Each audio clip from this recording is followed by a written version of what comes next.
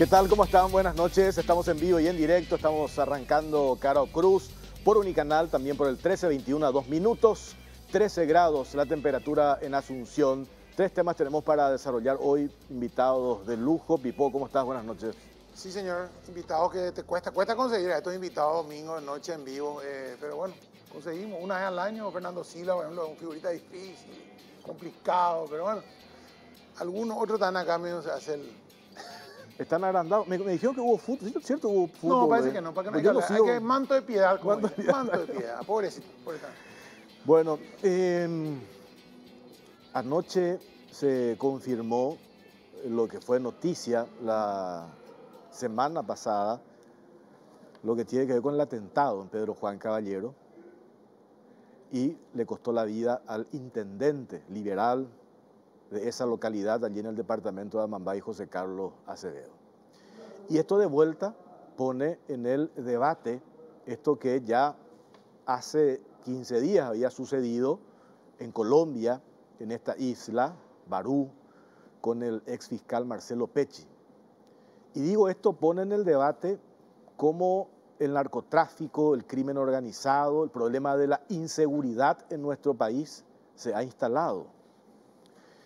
¿Y qué hacemos ante esta situación? Hubo iniciativas parlamentarias, por ejemplo, la presentación de una modificación, un artículo del Código Penal, ley antisicariato, la propuesta de declarar estado de excepción que había planteado el senador Blas Llano, no ocurrió. Él salió muy enojado de esa sesión cuando no se trató este tema. Dijo, ¿qué carajo hace perdón que use el término?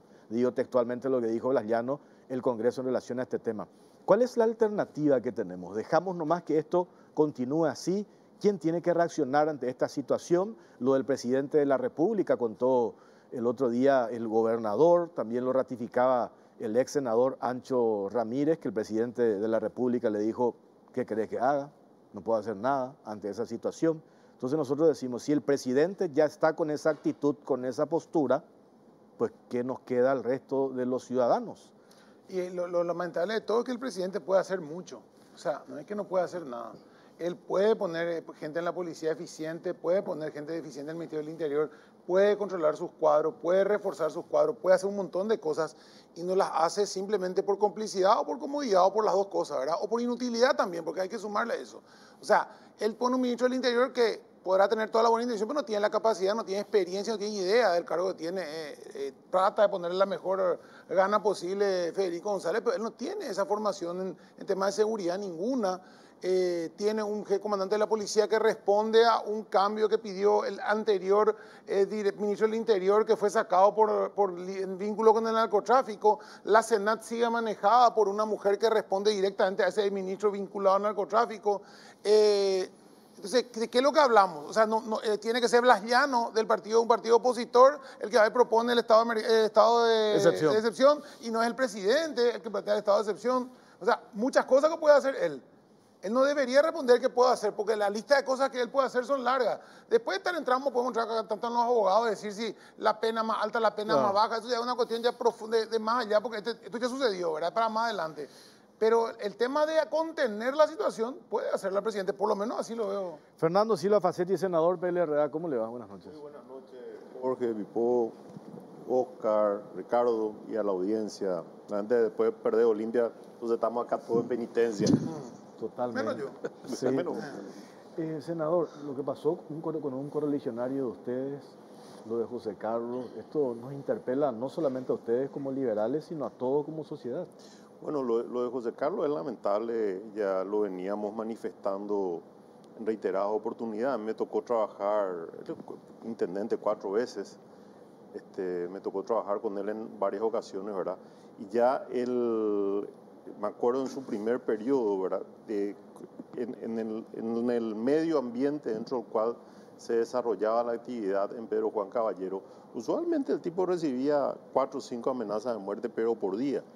Y eran desde número desconocido, pero él sabía, te decía, no, este es fulano. Le contestaba otra vez, pero venía, animate, sí. Y en ese ambiente se desarrolla la actividad política en Pedro Juan Caballero. Y para alguien que no estaba acostumbrado, realmente era chocante, ¿verdad? Y bueno, posteriormente esa misma actitud social empezó a bajar de Pedro Juan, Concepción, San Pedro, y últimamente ya vemos en nuestro entorno, ¿verdad? Lo que antes era una exclusividad en zonas como Pedro Juan, Bellavista Norte, Capitambado, Ipejú, de repente vos ves que en tu barrio, en tu zona, cerca de tu casa, empiezan a suceder que es esta actividad del sicariato. Entonces, lastimosamente, muchas veces no es que accionamos, no es que analizamos un problema para presentar una solución, sino reaccionamos ante algo que ya es preocupante. Y el tema del sicariato es algo que ya se vino a instalar, ¿verdad? Lo veíamos en las series en Colombia, y esto es algo solamente allá muy lejos. Y no, hoy está muy cerca. Entonces, ¿qué es lo que podemos hacer? Muchas cosas se podría hacer desde el Ministerio del Interior, muchas cosas se podría hacer desde la Fiscalía. Lo que como legisladores podemos hacer es proponer un marco jurídico más eficiente, y creemos que haciendo un desmembramiento y dando visibilidad a lo que es un delito complejo, ¿verdad? Porque es un delito individual, porque va una persona a matar, una o dos personas, pero existe toda una estructura detrás. Entonces, poder visualizar la estructura y poder dar penas a todas las partes de lo que concluye el ejecutor, el sicario, que es también quien ordena, quién es el interesado, por qué está interesado en hacerlo, por una cuestión de prestigio profesional, porque es parte de una organización criminal donde hay verticalidad, o lo hace por medios económicos, como está hoy en el 105 del Código Penal, o lo hace por una cuestión de acuerdo entre iguales. Entonces hay muchas motivaciones que pueden llevar a una persona a ejecutar a otra. Entonces el que matara a uno, dice el Código Penal. Entonces creemos que para ser más eficiente tenemos que demostrar que hay una estructura compleja detrás de la actividad del sicariato, y es lo que proponemos, como ya se hizo en Perú, en Ecuador y en Venezuela, incluirlo dentro del Código Penal, y que tanto el que encargue como el intermediario, que es el que sale, toma el pedido del que necesita el trabajo y se va a buscar la persona que ejecute, que arma la inteligencia, que arma la logística, proveer de armas, proveer del vehículo, por donde van a escaparse, proveer de los informantes, y que finalmente el que dispara tengan sean visuales para la justicia, y que haya una sanción ejemplar. Ricardo Preda, ¿cómo estás, doctor? Buenas noches a ustedes y a los demás invitados y a la audiencia. Un marco jurídico más completo necesitamos o como una alternativa, digo, para hacer frente a esto que ya está instalado en nuestro país y tiene que ver con el sicariato. Bueno, si el ejemplo va a ser Venezuela, Ecuador, Perú, Venezuela tiene 40 homicidios por cada 100.000 habitantes. Paraguay tiene 7. O sea, si Venezuela o Ecuador, que tiene 14 por cada 100.000 habitantes, son los ejemplos, obviamente cambiar una ley penal de fondo, como es incluir una figura de sicariato, definitivamente no es la herramienta para acabar con un fenómeno que sí existe. Obviamente que sí existe el sicariato. O sea, acá no vamos a negar que el fenómeno existe. Lo que siempre yo critico es cómo se atiende ese fenómeno. El fenómeno del sicariato existe, pero ¿cómo lo vamos a atender? ¿Lo vamos a atender subiendo penas? Y bueno, eso definitivamente no tiene mucho efecto. ¿Y cuál es el problema real? Si yo estoy subiendo el mínimo de la pena a 15 años, que es finalmente el cambio más significativo de este proyecto de ley, tendríamos que ver cuántos sicarios fueron condenados en este tiempo. Y si no fue ninguno, entonces tu problema no es la ley penal, sino tu problema es que no le estamos encontrando a los sicarios, a los intermediarios y a los ordenantes. Entonces ahí parece que uno tiene que enfocarse hacia el lado de proveer los recursos al Ministerio Público y a la policía para que encuentren a los sicarios, a los intermediarios y a los ordenantes, y no enfocarse en cambiar la ley penal, porque la ley penal finalmente no tiene ningún efecto si yo no le encuentro a nadie a quien condenar. Oscar, ahí lo que dice el doctor es el tema de no agregarle más cosas a la ley. Debe haber una figura ya que contemple que si vos matás con un fin económico, o el sicariato al final tiene un fin económico, ¿no? O sea, yo cobro por matar a alguien o recibo algo por matar a alguien. No es ni un crimen pasional, ni es un arranque de furia, lo que dicen las películas de homicidio en primer grado, como dicen las películas americanas, ¿verdad? O sea, el homicidio más gravoso sería el tema, o sea, 20, 30, 10, no sé cuánto es la pena máxima. ¿Vale la pena cambiar eso para identificar como sicariato o con lo que está es suficiente? No, antes que nada, gracias por la invitación. Saludo al doctor, al senador. Y yo voy a dividir mi participación en dos. En primer lugar, yo coincido con el doctor que implementando esta nueva figura no vamos a conseguir los resultados que todos deseamos, ¿verdad? Porque si no, con la figura del homicidio no existiría homicidio. O sea, una cuestión son las figuras penales y otra cuestión es cómo vos realizar la investigación, las herramientas que tenés, laboratorio forense. Hay mucho detrás realmente para llegar a un resultado positivo en beneficio de la ciudadanía. Si vos me decís, ¿a vos te disgusta o no? Y yo te digo que para mí no agregar, yo no trabajaría como un artículo independiente, sino en todo caso yo trabajaría a través de una norma legislativa y trataría de incluir esa figura dentro de lo que es un nuevo inciso, el inciso 8, porque vos fijate que el artículo 105 de homicidio establece como agravante, que puede ir hasta 30 años, por ejemplo, quien matara a su madre, a su padre, a su hijo, a su cónyuge. También establece lo que vos dijiste en el inciso 5, dice actuara con ánimo de lucro. O sea, vos podés agregar un inciso más y establecer la figura de sicariato y vos me decís... Explicitar. Y podés hacerlo, o sea que no vas a desvirtuar la figura del homicidio, pero no trabajaría como una norma independiente, sino trataría a través de una técnica legislativa incluir en todo caso como un inciso más, así como lo que yo te expliqué. La pena podrá ser aumentada hasta 30 años. ¿Quién? Matar a su padre, a su madre, actuar de forma alevosa. O sea, podés incluir la figura del sicariato si querés. Va a servir para la investigación, va a ayudar. Y eso ya depende de los fiscales, ¿verdad? Eso ya depende mucho de quién lleva adelante la investigación, de las herramientas. Pero no lo va a hacer ni más ni menos. Podés incluir para construir y tener en cuenta el momento y una sensación de que se está haciendo algo, lo podés hacer. A mí no me disgusta, sinceramente. No veo que sea inaplicable. Tampoco tenemos que engañarnos y decir que con esto vamos a solucionar el problema de sicariato. No lo vamos a hacer, así como no solucionamos los problemas de robo, ni de hurto, ni por algo están los tipos penales y vemos todos los días. Esto, senador, surge también, a ver, esta propuesta de ustedes, digo, porque el otro día estaba hablando con Eusebio Ramón Ayala, su colega, y él dice, desde el Ejecutivo, el presidente tiene todas las herramientas hoy para hacer lo que se tiene que hacer. Coordinar, potenciar el departamento, yendo a Amambay puntualmente, el departamento de Amambay, en el tema de recursos para la policía, tecnología, lo que fuese. ¿Por qué necesitamos una ley de excepción? Si hoy el presidente tiene ya esas herramientas. Eso por un lado. Y por otro lado, digo yo, el reclamo que hace y el enojo de tu colega Blas Llano, dice, ¿qué carajos hace el Congreso? Salió molesto él. Y esto yo te preguntaba al inicio, esto nos interpela a todos, porque por un lado tenés un ejecutivo que no responde a una problemática que termina afectándonos a todos y nos preocupa a todos, como el tema de la inseguridad.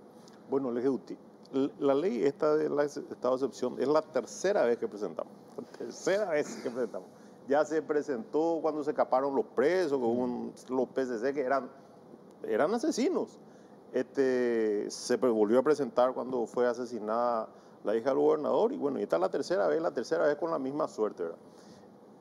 La lógica es, podés tener resultados si vos tenés controles cada rato, si vos salís de noche, si le das las atribuciones al Ejecutivo para tener excepciones a la regla de la libre movilidad y de la libertad dentro del marco de la Constitución.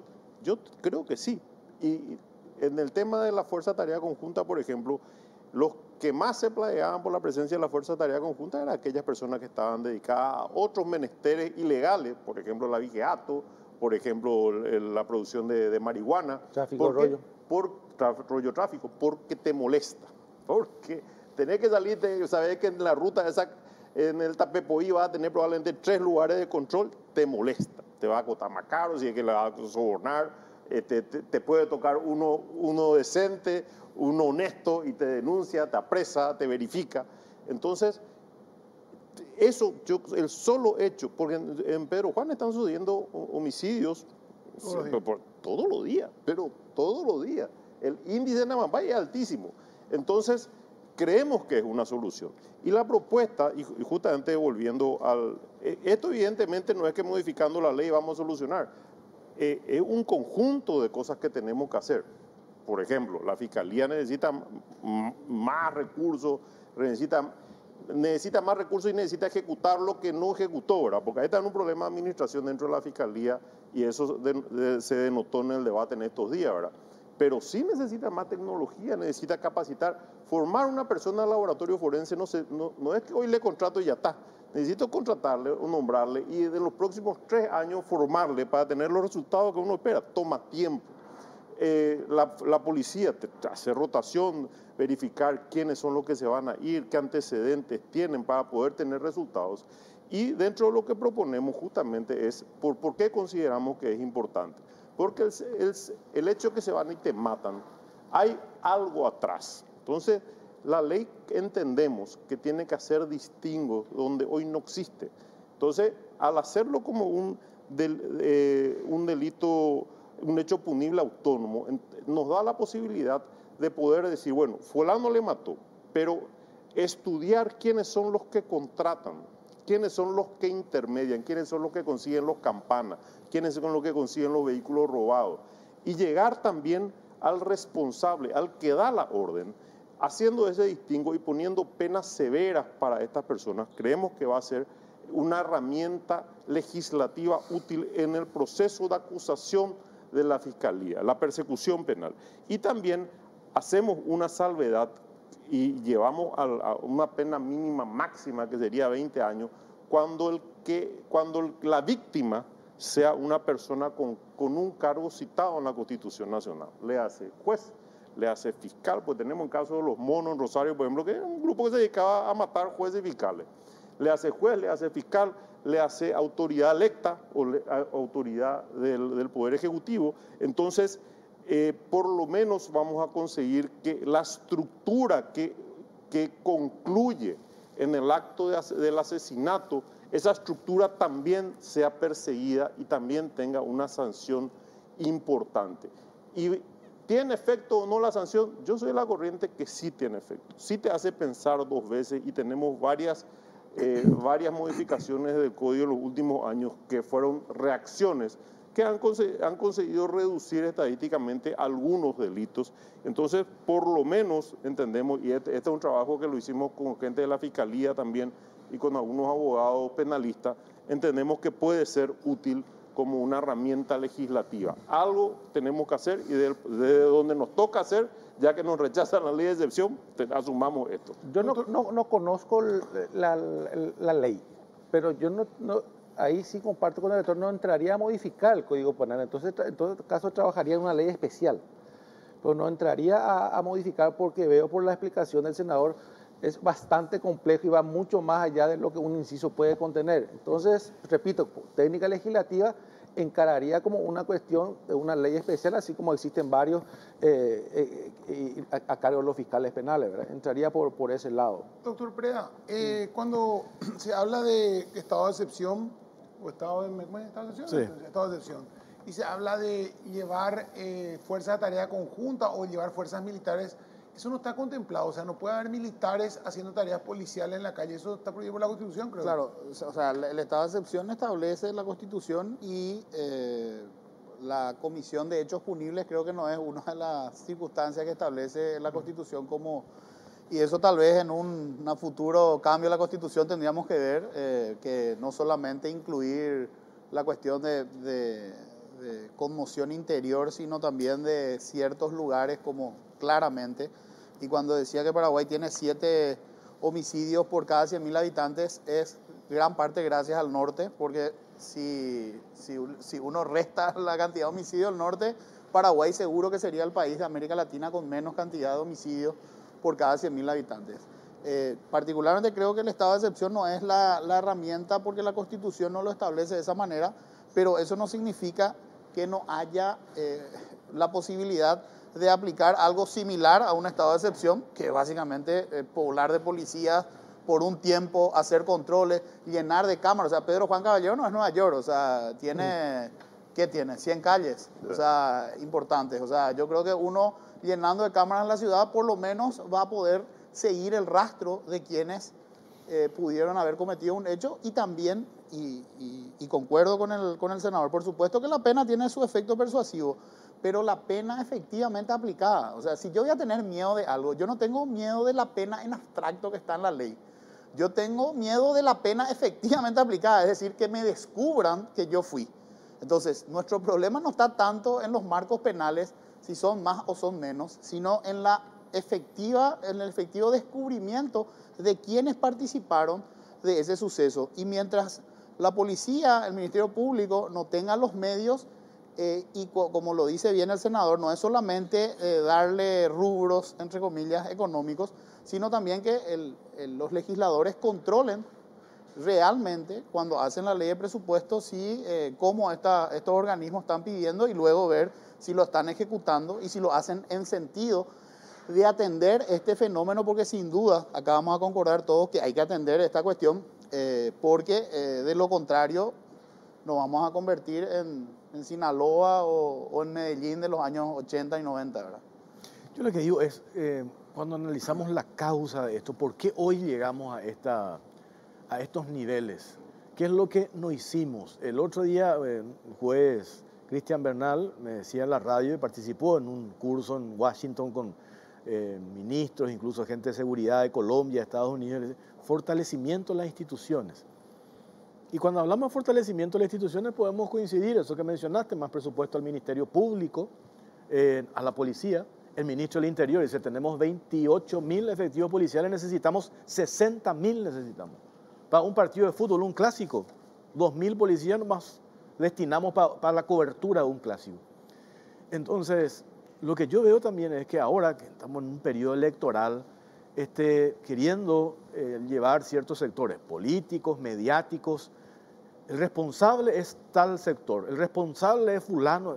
Entramos en esa cuestión cuando, al igual que la corrupción, el tema de la infiltración del narcotráfico no es exclusividad de un solo sector o de una sola persona, es transversal, o sea, todo. Hace poco le sacaron a un ministro del Interior, nada más y nada menos que tenía un vínculo directo de este gobierno con el narcotraficante más buscado del Brasil. Y si no se hacía esa denuncia, lo más probable es que hoy este gobierno iba a estar comprando chalecos antibalas para lavar el dinero de ese narcotraficante. O sea, digo, ¿por qué llegamos a esta situación? Y evidentemente llega esto por la debilidad. Y yo creo que el gobierno de Mario Aún se caracterizó por hechos de corrupción y por la deficiencia del Ministerio del Interior.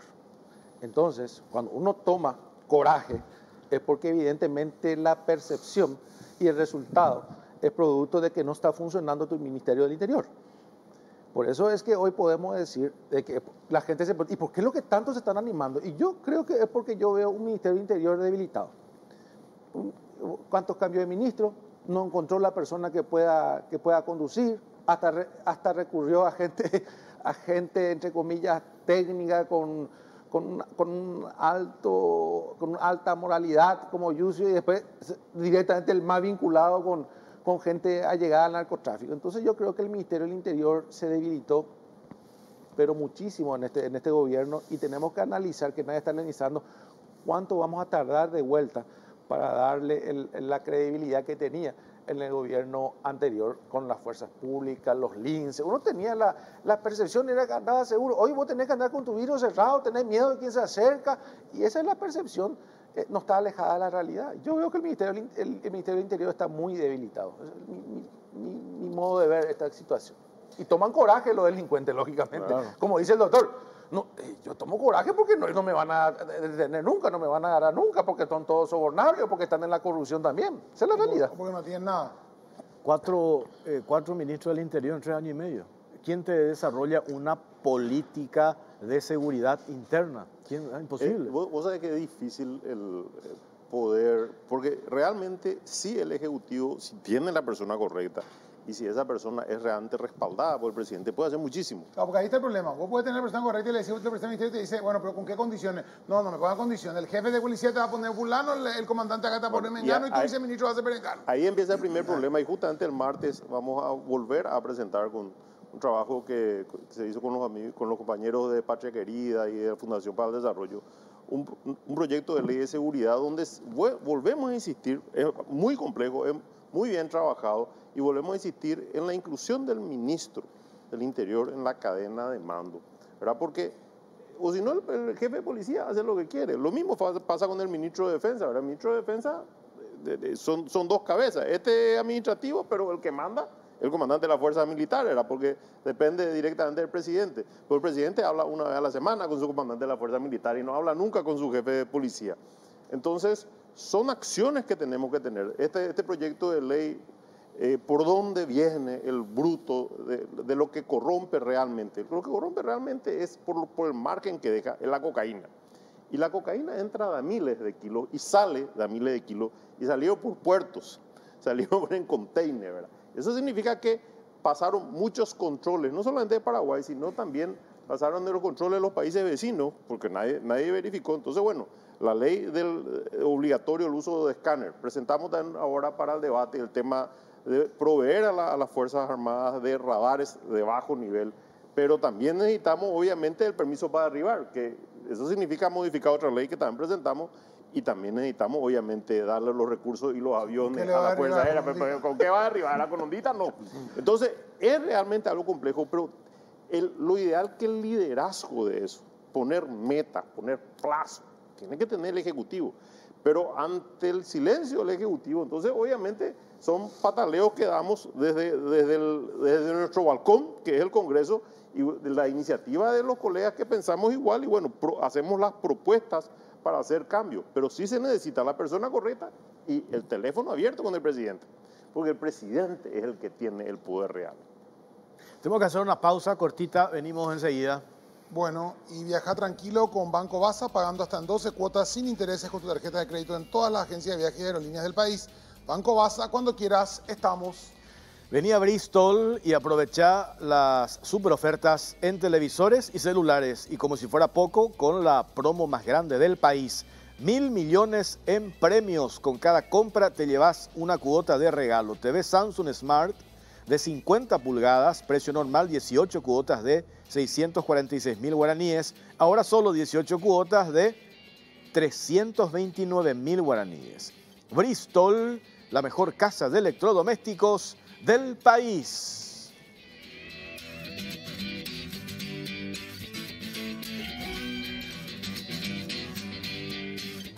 Seguimos en Cara o Cruz hablando, debatiendo sobre este problema de la inseguridad. Doctor Ricardo Preda, ¿no pasa por una cuestión legislativa o sí? O de leyes, digamos, de ajustes al marco legal en esto que mencionaba el senador Silva Facetti, en el tema de la cadena de mando, en el tema de derribar aviones? ¿Pasa por allí o por dónde? Yo concuerdo con el senador en cuanto, no con relación a la ley penal, yo realmente no estoy de acuerdo con el tema de la modificación esta de incluir el sicariato, porque yo creo que eso no cambia nada, pero sí estoy muy de acuerdo con las otras propuestas legislativas que hablan, por ejemplo, incluirle al ministro del Interior en la cadena de mando y que realmente haya un líder político en el tema, porque finalmente esto se trata también de política criminal. Es decir, el Estado, ¿cuál va a ser su política criminal? El policía básicamente tiene la función preventiva y represiva, y en el buen sentido, no hablo represiva en el sentido peyorativo, ¿verdad? Pero represiva en la comisión de un hecho punible. Pero la política criminal, eso se ejerce desde la política, no desde la ciencia policial, digamos. O sea, eso es una cuestión, por eso el ministro del Interior debería formar parte y también, como lo señaló el senador, el tema del presupuesto. O sea, ver realmente y que los legisladores se concentren en el presupuesto, pero así con detalles de qué realmente el Poder Ejecutivo, y como también concuerdo con él, el Poder Ejecutivo le tiene que decir al Congreso, yo necesito rubro en este tema porque con este tema vamos a hacer tal cosa. No como muchas veces se hace, yo quiero plata, o sea, nos falta plata, ¿verdad? Pero si yo no te digo para qué y qué voy a hacer con esa plata, yo entiendo también que los legisladores no quieran soltar el presupuesto si es que no hay un plan real. O sea, ¿yo para qué quiero plata? Y bueno, yo quiero plata para llenar de cámaras Pedro Juan. Bueno, eso parece razonable para luchar contra el sicariato. Yo quiero plata para tener más policías en esa zona. O sea, yo no creo que si Amambay tiene 1.500 policías y tiene cámaras, vaya a haber mucha posibilidad de cometer sicariato en una ciudad que no es muy grande y que se puede controlar perfectamente con una dotación razonable y con tecnología que no es ni siquiera muy profunda. ¿Verdad? Tener cámaras no es algo tampoco que esté ya a esta altura muy lejos de las posibilidades, pero si el Poder Ejecutivo no propone eso, tampoco se puede avanzar. ¿Verdad? Pero el Ejecutivo dice no puedo hacer nada. No, nada, ¿qué quiere que haga? Te dice, tantas cosas hay para hacer. Pero yo digo, el reclamo que hay, Fernando Silva, es de algunos comerciantes que dicen el estado de excepción va a alejar el comercio a la gente que viene a comprar, porque va a decir, ¿cómo yo me voy a un lugar a comprar un lugar que tiene estado de excepción en mitad en la calle? Yo no sé si es tan así o es al revés, pero la excusa que ponen muchos para no apoyar esa ley es esa. Bueno, hay dos verdades en frontera. ¿Verdad? En frontera, la gente vive del contrabando. Entra, si vos mirás cuántos celulares importamos y cuántos se vendió acá y cuántos salieron, o sea, obviamente tendremos 3 celulares cada uno, cuánto whisky tenemos, cuánto consumimos, o sea, son muchos los perfumes, porque, y eso no sale legalmente, ese vienen, compran acá y llevan en frío, ¿verdad? Entonces el temor es, bueno, si me cierran acá la frontera, si me ponen en vez de este tránsito libre que tengo y tengo que cruzarme con 3 equipos de control de la Armada, de la Fuerza Aérea, ¿qué va a pasar con mi negocio? Ese es el temor. Pero yo creo que si se lo hace dentro de la manera inteligente va a ser positivo, porque la gente que pasa también tiene miedo de salir del negocio con su compra y encontrarse o con una bala o que te roben. Y el hecho de que haya tanta gente en la ciudad va a ayudar a darle más seguridad. Pero esta es una ley pensada para el ciudadano, para el residente en las ciudades afectadas principalmente por este mal. Entonces, está bien, no vamos a hacer la ley porque factor A, factor B. Igual tienen que enviar las fuerzas de seguridad. No es lo mismo tener personal en un barrio de una ciudad pequeña que tener una zona donde realmente hay necesidad. Y los policías ni siquiera se quieren ir ahí. No se quieren ir ahí porque la posibilidad de que haya un problema y después justo la persona afectada sea el hijo de algún capo y me sancionen y me hagan perder, me sancionen en mi carrera, mi jubilación. Y obtener resultados sí que es imposible. Entonces es un tema donde, bien lo dijo Ricardo, se necesita liderazgo, un mensaje claro, una sola dirección, un solo objetivo y el que nos sirve fuera. Le dice, lo envía a otro lado, pues tiene que ser, no enviarle a un lugar de donde se haga rico, sino que haya una sanción, ¿verdad? Y poder identificar quiénes son los buenos y en base a medir resultados en tiempo. No sé si nosotros dimensionamos nomás menos de 15 días, o en 15 días, le asesinaron a un fiscal antidrogas y le asesinaron a un intendente. De una de las ciudades más importantes. De una de las ciudades más importantes, ¿verdad? En menos de 15 días. Si a esas autoridades le liquidan así, ¿cómo estamos el resto de los ciudadanos, verdad? Ahí lo que todos nos interpelamos, ¿qué hacemos, verdad? Hay una vez, anoche me decían, murió el intendente, esto queda así, terminó, ya se enfrió el tema, tiene que haber alguna reacción, algo tenemos que hacer. Por eso yo comparto con Blas Llano cuando dice, ¿qué carajo hacemos nosotros? ¿Qué carajo hace el Congreso? Dice, reaccionemos. No hay liderazgo, un ejecutivo que no funciona, por no ser malo con Marito, porque anda muy sensible, me dijeron el presidente, por cierto. No, anda muy sensible. Entonces, algo pues tenemos que hacer. La ciudadanía reaccionemos, no sé, hablamos la modificación de del marco legal que decís, doctor, que esa no es la salida de la cuestión de fondo, ¿verdad? Nos solucionamos por la cuestión de fondo con eso, ¿verdad? Pero igual algo planteemos. Acá lo que tenemos que hacer es resultado. Tenemos que obtener resultados inmediatamente. Porque si no obtenemos resultados, yo creo que esto va a ir creciendo. Acá se debe de tener resultados, se debe de el Congreso, el Ministerio Público, la Presidencia de la República, deben de trabajar, la policía, deben de trabajar en un solo sentido y no con celos y obtener un resultado. Si acá no se obtiene un resultado, en pocos meses no se sabe de dónde vino esto, quiénes son los responsables, corremos el peligro de que esto vaya creciendo. A lo que tenemos acá, y lo planteo ahí, es el tema de dejarle impune a esto, así lo de Pechi. Vamos a encontrarle a lo mejor a los dos venezolanos o colombianos que cometieron el crimen en Colombia, van a ir presos, a lo mejor no vamos a llegar nunca a la cabeza que puede estar acá o en Miami, donde digan que esté, ¿verdad? Eso hace que la próxima vez que esa gente tenga problemas con un fiscal ya sepa que la solución es meterle un tiro. La próxima vez que un juez tenga que condenarle es meterle un tiro. La próxima vez que un periodista denuncia, meterle un tiro. Y también casos, el intendente de no sé dónde mañana va a decir, no, yo mejor me allano a estos tipos, tranquilo, no me peleo más con nadie, porque evidentemente te van a liquidar. O sea, yo no creo que el que asuma como intendente de Pedro Juan Caballero en reemplazo de Acevedo ahora, ya cuando llega una amenaza, diga, como decía antes, no, esto es fulano, los menganos nomás, ya no va a salir y va a tener miedo porque ya se pasó, se cruzó por una línea. A cruzar esa línea sí no importa más nada, ya no vamos a volver atrás, salvo que haya una represión muy grande, y lo digo en todo el sentido de la palabra, de decir, bueno, vamos a traer a los tipos y vamos a joderle la vida de una manera tal que digan, noche, la próxima vez no, tantos kilómetros armamos la vez pasada que nos hagamos más. Es la única que yo veo, porque ahí hay un negocio. Esto no se hace por una cuestión de poder simplemente, es un negocio. El narcotráfico, lo que sea tráfico, ¿verdad? Y ese tráfico, si se ve afectado por la represión legal, ¿verdad? De la policía, de las fuerzas militares o de la justicia, va a decir, bueno, no nos conviene tanto, vamos a perder plata si volvemos a cometer una barbaridad esta. Es la única que yo veo. Pero así como está, si el presidente dice, manos arriba, entonces, ¿qué va a decir el tipo del cartel de no sé dónde que va todo eso? Y bueno, la próxima vez ya sabemos que este tipo está manos arriba hasta que este tipo se vaya, día libre. Y ahora tenés el agravante que con justo motivo, ¿verdad? Nosotros creamos por ley las unidades especializadas. Entendemos que el crimen organizado y el narcotráfico son males endémicos que destruyen las bases democráticas, ¿verdad? Entonces, para eso necesitas, no puede cualquier juez o cualquier fiscal atender casos tan importantes. Entonces, crearon las unidades especializadas con base a sugerencias de instituciones internacionales. ¿Y ahora qué pasa? Le mataron a uno de ellos. Entonces, con justo motivo, viene y te dice, no, yo quiero seguridad. Y el fiscal de Pedro Juan también te dice, no, ¿cómo yo voy a salir a trabajar y yo salgo solo a las 6 de la tarde, acá me tengo que ir en mi auto? ¿Qué seguridad me da el Estado?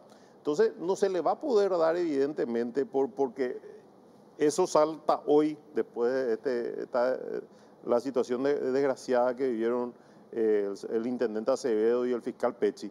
Pero un año atrás estábamos reclamando todo que los policías no pueden estar con la persona, ni con los fiscales, ni con los jueces, ni parlamentarios, porque ¿cómo? Tienen que estar en la calle. Y hoy cambia la tesis, no, tienen que estar con las autoridades porque hay que cuidarle. ¿Y quién le cuida a la gente de la calle? Entonces, el punto medio, ¿cuál es? La presencia masiva de fuerzas de seguridad a instancia de la autoridad competente, Poder Ejecutivo, en las zonas de mayor conflicto. Y las zonas de mayor conflicto están plenamente identificadas. Esto no hay ningún secreto, ¿verdad? Y obviamente las alternativas, no vamos a poder pasar de 28.000 hombres a 60.000 que se necesita. ¿Cuál es la alternativa? Tecnología. El tema de los drones, por ejemplo. Desde que soy senador en 2008 yo vengo escuchando los drones para analizar, estudiar la información, inteligencia de Estado, y no tenemos drones. Itaipú me acuerdo que llegó a decir, bueno, nosotros podemos financiar un dron a través del Instituto Tecnológico. No pasó nada, porque no está en la hoja de ruta, porque no hay un plan. Entonces, con cosas tan básicas no podemos avanzar. Evidentemente, cuando mayor el grado de complicación, menor es la posibilidad de encontrar una solución. Bueno, no quiero nomás que cada tanto pasa, eso me decía el presidente de la Cámara de Comercio, Khalil Mansur, de Pedro Juan Caballero, de Amambay. Se da esto y todos ustedes en la prensa hablando del tema. esto se va a enfriar una semana y nosotros seguimos con los mismos problemas hasta que pase de vuelta otro caso y ahí todos. De hecho que hubo 2 muertos esa mañana, Sí. antes del Sí. atentado contra el intendente. Hubo un atentado donde mataron a 2 personas, en Pedro Juan Caballero. Y lo que dice Pipó es muy cierto, pero transmite también una impotencia de qué estado tenemos. O sea, básicamente yo entiendo la idea del senador Llano del estado de excepción, aunque obviamente creo que la Constitución no lo prevé, pero uno puede hacer algo similar con simplemente no todas las reglas. Porque el estado de excepción lo que te establece es que el Poder Ejecutivo puede ordenar detenciones, por ejemplo. Obviamente eso para mí no aplica por la situación, pero uno puede llenar, eso es una decisión política, o sea, es una decisión del presidente. El presidente puede decir ahora mismo 3.000 policías en Pedro Juan, o sea, eso es una decisión estrictamente política, no es normativa. El estado de excepción es otra cosa que establecen otras reglas, pero llenar de policías a Pedro Juan es una decisión política. Pero lo que dice Pipó finalmente, lo triste es que hacemos eso para que otra vez las organizaciones criminales se autorregulen, es decir, que la organización criminal diga, che, sabe que no vamos a hacer tantas cosas porque vienen más policías. Entonces quiere decir que nosotros no es la policía la que va a resolver, sino otra vez la organización criminal, que es lo Pero que eso nomás lo que funcionaba antes, doctor. que O sea, lo que se no decía, animaba se decía porque- en la década del 80, de los 90, se decía que las organizaciones criminales en Pedro Juan regulaban la criminalidad común. Es decir, en Pedro Juan no había asaltos, no habían criminalidad común, hurtos, dicen, ¿verdad? Yo no tengo, digamos, las estadísticas, porque la propia criminalidad organizada las regulaba porque tenían miedo que despierten el clamor de la gente común, ¿verdad? Y pedir más autoridades. Si nosotros, imagínense que estamos pensando en mandar más gente para que los propios criminales decidan ser más buenos, eso significa que nuestro Estado no transmite mucha confianza. Señor ¿verdad? Tony, eso no puede hacer. Eso es lo peor de Sí. todo. Si vos me dijeras, el Estado no puede luchar. Perfecto, no puede luchar. Hay muchos estados que han perdido la guerra o que están luchando y están... Pero este ni siquiera quiere luchar, este ya se entregó. O sea, no es que dice, vamos a mandar... ¿Qué querés que haga? Voy a mandar 1.000 policías. Total, con los 1.000 policías, aunque sea, se van a dejar joder un rato y se van a calmar. No, ni eso no voy a mandar. Tengo que cerrar este bloque cortito. ¿Qué es lo que pasa en el Consejo de la Magistratura mañana? ¿Se define una terna, la otra quedó colgada? ¿Qué pasó Bueno, allí? ahí se tiene que salir 2 ternas para 2 vacancias creadas por Malena Huapenca y Ramírez Zambonini como miembro superior del Tribunal de Justicia Electoral. Y en el proceso de selección resolvieron el Consejo de la Magistratura hacer prevalecer el reglamento. El reglamento exigiendo cosas que la ley ni la Constitución exigen, ¿verdad? Y le empezaron a aplicar al senador Ramírez para separarlo, ¿verdad?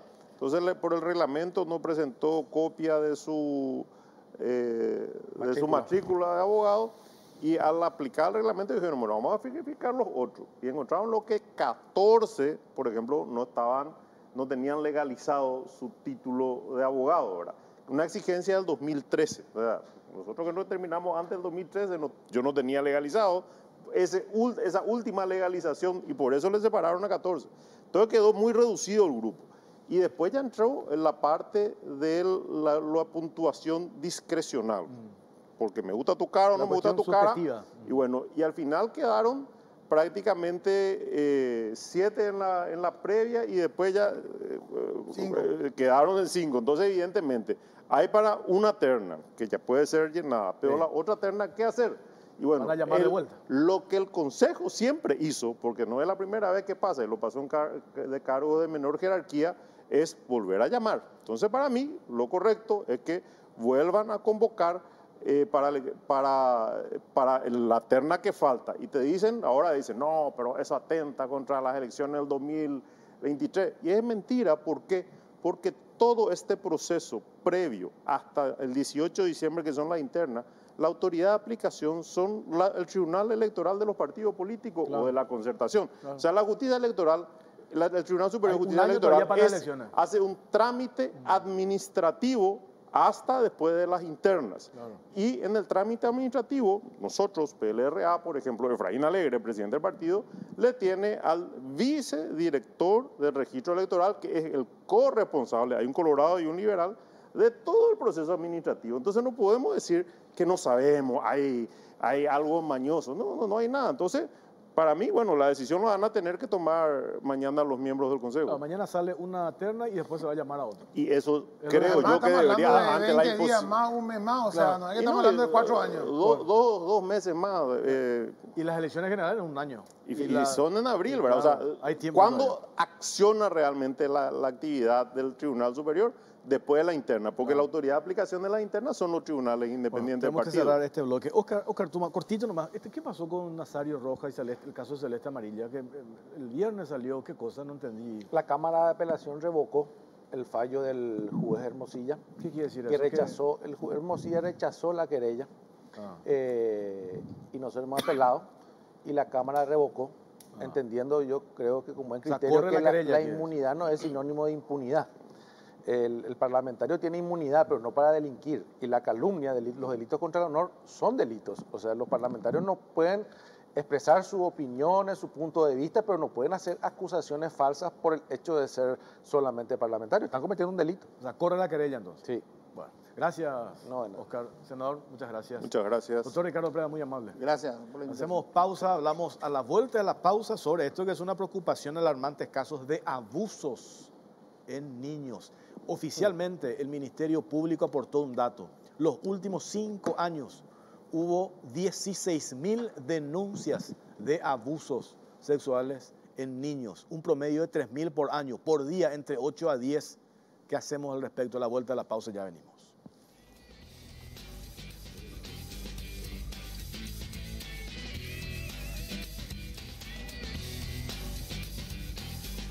Segundo tema, alarmantes casos de abusos en niños. Vamos a desarrollar ahora en Cara o Cruz y le presentamos ya a nuestros invitados, la jueza de la niñez y la adolescencia, la doctora Pili Rodríguez. ¿Qué tal, doctora? ¿Cómo está? Buenas noches, Jorge, Pipó, a toda la audiencia. Un gusto estar acá. Antes de ir al tema principal, puntualmente, jueza dicta sentencia de adopción de lectura fácil para el niño. ¿Cómo es esto? Bueno, la justicia de la niñez es para los niños. O sea, eso tenemos que ser siempre bien claros, ¿verdad? La jurisdicción de la niñez, el fin último es llegar, lo que dictamos es para los niños. Entonces, lo que quisimos hacer un poco es bajarnos al lenguaje de los niños y bueno, también existe toda una innovación a nivel mundial en el ámbito de la justicia. Las cumbres judiciales iberoamericanas establecen que tenemos que trascender al lenguaje sencillo. O sea, el formalismo a veces excesivo y ritual del derecho y más en la justicia especializada debe poder, como una forma de acceso a justicia, que en este caso el destinatario final, el niño, niña, adolescente, pueda comprender lo que nosotros la justicia le estuvimos dando. Entonces, un caso muy especial que nos llegó a todos y quisimos innovar y trascender y hacer parte, a más de la sentencia que tiene las estructuras que establecen las normativas, Claro. es parte final, eso también para aclarar, es como una traducción que hicimos del formalismo, del cuerpo normal de la sentencia, en palabras claras, sencillas y cortas, darle un mensaje al niño que es al final que pueda conocer su historia y sobre todo sus orígenes en un juicio de adopción. Claro, yo estaba viendo, o sea, un hecho casi sin precedentes en nuestra justicia paraguaya, pero fue una iniciativa suya, ¿verdad? ¿O alguien forma parte de qué? No, o sea, siempre tratamos, por ejemplo, en los casos, porque la adopción es una situación Sí. muy ya excepcional, ¿verdad? O sea, de que el niño ya, que por algún motivo no pudo estar en su familia biológica, el Estado, nosotros a través del Poder Judicial, proveerles. Entonces, siempre dejamos algún mensaje, alguna situación para que él pueda sentirse que muchas personas pusimos de nosotros para que poder darle una familia, pero ahora dijimos, si la justicia de la niñez es para los niños, que la sentencia sea su lenguaje. Está con nosotros Edgar Ríos, también defensor adjunto de la niñez y la adolescencia. ¿Qué tal, Edgar? ¿Cómo estás? ¿Qué tal, Jorge? Buenas noches, Pipo, ¿cómo están? Que estos casos oficialmente mencionaba recién, antes de ir a la pausa, hablaba el otro día con un agente fiscal de la niñez y daban estos números, 16.000 casos de abuso en 5 años y así hemos promediando, estamos hablando de 3.000 por año y estamos hablando de ¿cuánto? 8 a 10, ¿verdad? Por día. ¿Ustedes cómo tratan esto? ¿Reciben casos también? ¿Toman intervención allí en la Defensoría? ¿Cómo es, doctor? Sí, realmente es alarmante. la cantidad de abusos por día y en estos últimos 5 años como están manifestando. De hecho, sí, nosotros somos una de las instituciones receptoras de denuncias y tenemos que actuar en el momento, tenemos que constituirnos en el lugar donde está la denuncia, tenemos que ver que los niños realmente reciban el apoyo que necesitan e incluso podemos llegar en algunos casos a verificar su entorno familiar para saber si no ocurre ahí mismo o si la denuncia es contra los progenitores, para incluso sacarle del lugar donde están recibiendo el daño. Realmente ahí la casuística es gigantesca, pero el primer paso y el paso principal es tratar como defensoría, estar presentes en ese primer momento y ver el lugar de la denuncia. Acá, doctora, en el caso de la semana pasada, terrible, esta nena que no sé si era abuso sexual o no, parece que había abuso sexual también en el caso de la niña que asesinaron. Caguazú. Fue asesinada por el padre o padrastro, no sé ni siquiera Padrastro.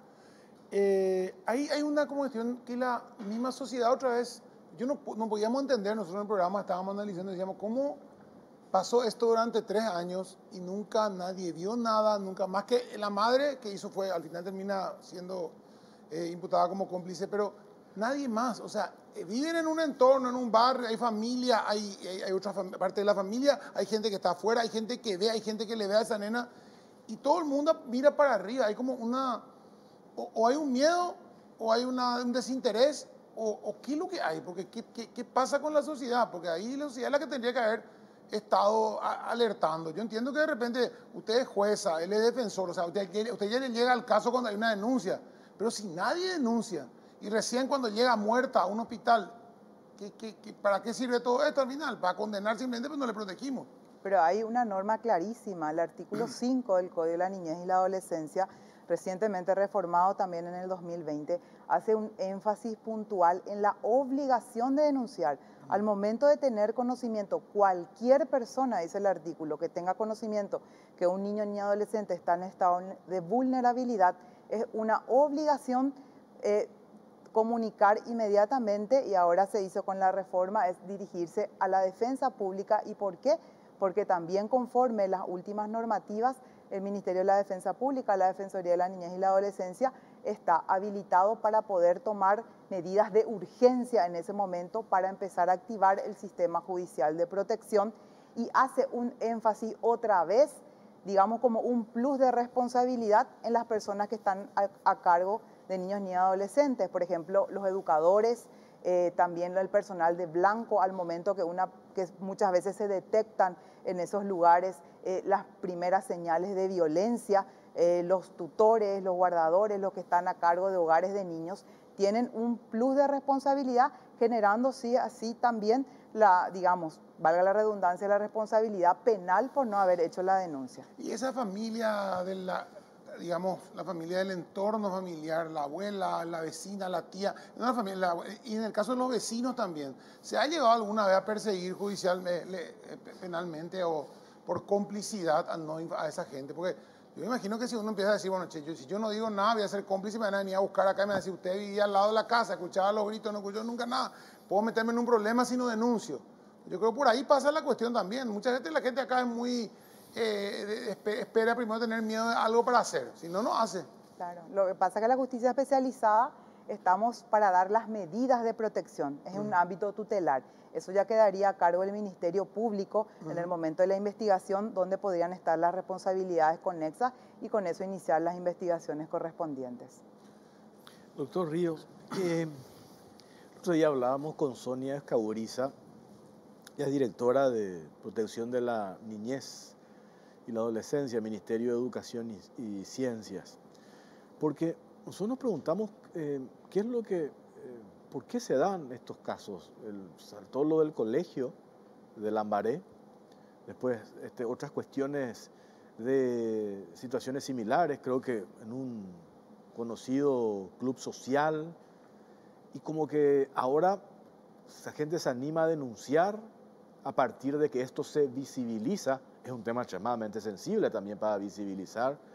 Permanentemente nosotros esto manejamos como establece la ley, ¿verdad? No podemos que cuidar todas las formas, ¿verdad? Pero los casos que mencionaste recién, ustedes reciben permanentemente.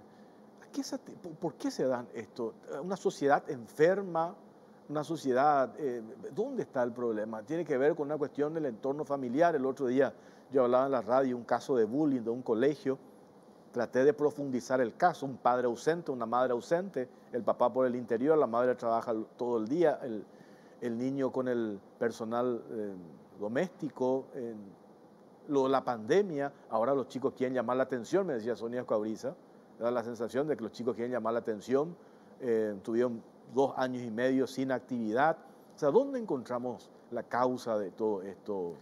Yo creo que no podemos atribuir a un solo factor, pero sí creo que para atacar la prevención, que es lo más importante, creo que tenemos que empezar desde la casa misma, ¿verdad? Yo soy padre, por ejemplo, de un niño de 13 años.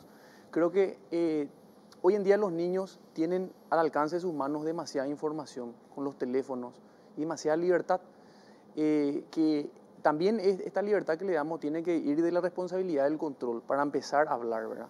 Porque finalmente nosotros tenemos que ver que la información que les llegue sea la correcta, que efectivamente no haya, para poder notar también si hay algún síntoma o algo que nos haga notar que está siendo vulnerado, porque a veces no es dentro del ámbito nuclear de la familia, sino puede ser el vecino, puede ser el amigo, etcétera, ¿verdad? Así también los colegios, como dijo la doctora, tienen que estar los docentes muy atentos. De hecho, existe una ruta interinstitucional que se aprobó, en la cual participaron el Ministerio de la Defensa Pública, el Ministerio de la Niñez, el MEC, el Ministerio de Salud. Y esta ruta interinstitucional es lo que hace es decir qué hay que hacer cuando se empiezan a ver síntomas, qué hay que hacer cuando se empiezan a ver ciertas cuestiones y a dónde recurrir, dónde realizar las denuncias. Sobre el punto también, para complementar lo que decía la doctora, cuando los docentes tienen que actuar de manera inmediata, hay un protocolo incluso del Ministerio de Educación del 2015 que te dice cuáles son las alertas que tienen que ver, si de repente hay un niño demasiado retraído, un niño que está todo el día triste, un niño que está muy violento, etcétera, una cantidad de patrones. Ellos tienen que realmente alertarse y lo primero que tienen que hacer es oír, escuchar. Y a partir de ahí se inicia con la denuncia. Esta denuncia puede ser realizada ante el Ministerio de la Defensa Pública, también ante la Policía Nacional, también ante el Ministerio de la Niñez al 147.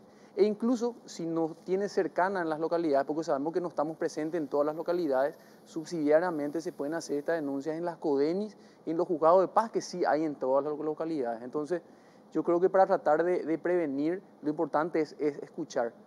Ante la primera alerta hay que indagar, hay que preguntar y no dejar pasar. Voy a poner un ejemplo. Si alguien se va a la Defensoría Pública y un niño, una niña chiquitita de 6 años, 7 años, me está contando algo, yo no puedo hacer de menos lo que me está contando. Porque si yo le escucho y actúo en el momento y verifico su entorno, si verifico lo que tengo en su entorno cercano, puedo llegar a prevenir algo mucho peor y que no pase que tengamos que enterarnos ya cuando están en el hospital o cuando ya están en la morgue. Entonces, de repente son duras estas palabras, pero es la realidad. O sea, una de las cuestiones más importantes es escuchar desde el primer momento y sobre todo que la gente se anime a meterse, a involucrarse y a hacer las denuncias. Ahí tenés el caso de esto, las que nos escandalizó a todos, la de nenita de 3 años, por Dios. Sí, eso que hablamos. Fíjate el detalle, eso fue de terror, ¿verdad? Eso que estabas mencionando, de terror, ¿verdad? Lo que yo quiero saber, doctora, esto ahora que se visibiliza, ¿nos damos cuenta y nos alarmamos de los números o estos números siempre se dieron? ¿O ahora esto aumentó de una manera exponencial? Lo que se ve ahora es que a lo mejor siempre, por decirlo así, lo único bueno de esto es que esos números que antes eran en oscuro, que a lo mejor la gente no se animaba y que siempre existieron, porque estamos hablando de una cultura de invisibilización hacia los niños. O sea, esto es, digamos, por decirlo así, no se quiere decir cultural, pero se tendió siempre a normalizar la violencia hacia los niños ni adolescentes. Y ahora como que se están bajando las líneas, lastimosamente llegan situaciones de extrema gravedad. Y lo que ahora es que se registra esas denuncias que a lo mejor antes no se contaban y existían. Entonces esto sale a la luz, entonces como para que, digamos, todo el brazo ejecutor y protector de las autoridades involucradas debemos por lo menos decir, ponernos, por decirlo así, como en pie de guerra, más alertas todavía y saber puntualmente actuar. Y lo que yo siempre también digo, las denuncias son buenas, está correcto, pero también hagamos un seguimiento. Esas investigaciones, o sea, dentro del Ministerio Público, esas denuncias recogidas, cómo están los procesos, han llegado a condenas, porque de hecho también tenemos, recientemente también, es el registro sexual, el registro de agresores sexuales que implementó la Corte Suprema de Justicia, y entonces en base a eso ir articulando también, porque es un registro que hace, por ejemplo, porque a veces tenemos casos de personas que son reincidentes o que salieron por alguna situación o con medidas y vuelven, o sea, están todavía dentro, circulando dentro del sistema social, por decirlo así, sin tener un proceso definido, una condena. Entonces, tenemos que hacer también el seguimiento a los casos, a cómo terminan, a si son realmente condenados, para que eso realmente tenga un conducto de efectividad. Y así también como el seguimiento a las víctimas en el ámbito de protección, porque sabemos que muchas veces los daños son irreparables y que de alguna manera podemos tratar o intentar de que vuelvan a tener una vida dentro del desarrollo normal que se pueda. En el caso, si yo salgo ahora y nos vamos acá, Fernando Lamora, llegamos a la terminal, nos vamos a encontrar con que hay 10 o 15 criaturas dando vuelta por ahí, o drogadas, o estando prostituyéndose, gente que está contratando, entre comillas, esos servicios, gente que está explotándoles.